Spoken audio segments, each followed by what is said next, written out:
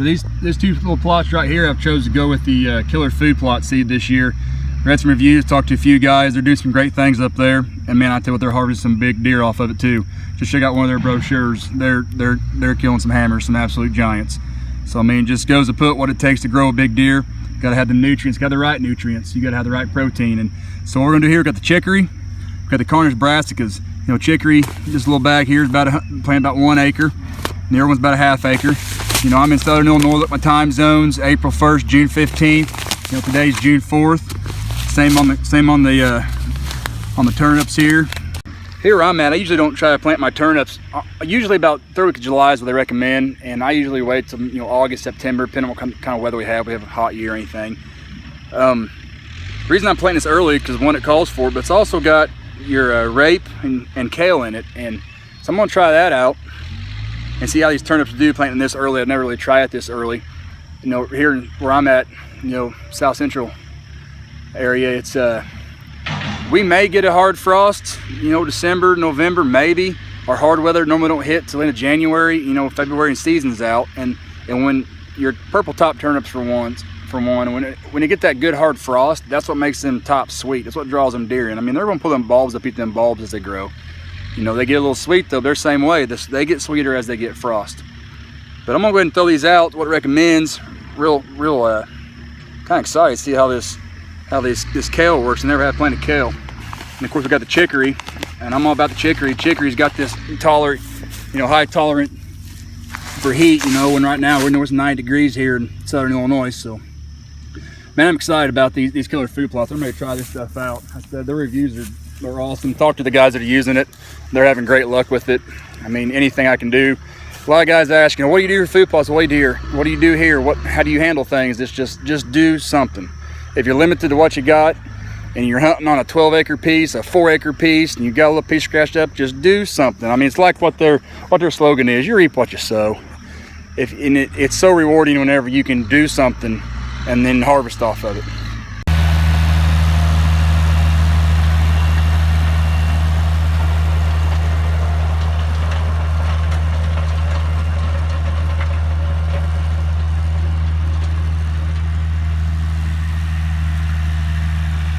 You get a good seed bed like this, and you broadcast. The big thing is you need to compact it. You need to get some kind of weight on it. If not, you get a good rain and your soil is worked real loose. The rain will almost beat the seed deep enough in the ground. It'll germinate and rot in the ground before it gets a chance to sprout. And you see here we're getting this busted up pretty good. Here's some drier here. She's got a little moisture in it because we're kind of on the edge of the timber here, and a lot of this I know next to the timber won't grow, and a lot of me disking that up was just getting that furrow out when we ran a moldboard plow through it. But when you get it like this, and you don't want it too wet whenever you pack it, because if you get that hard crust, it's kind of got some moisture in it, and you pack it and it gets a harder crust on it. Let's say you broadcasted soybeans and you've done this. If it gets hard, a soybean can snap its neck trying to sprout. So there's a little bit of wet spot there. This is over in the shade. So we'll hit this a few more times. Try to keep it loosened up before we put our seed to it.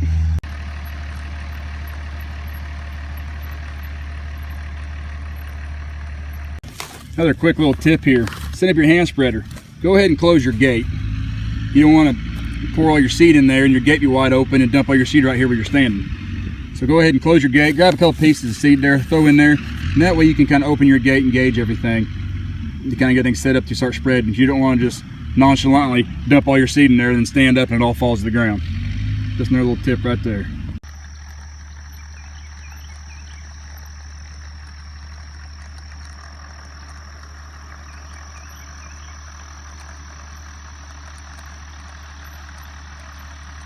I had a lot of people ask me, you know, what's the one tool that I prefer for food plots? What's the one tool I couldn't do without?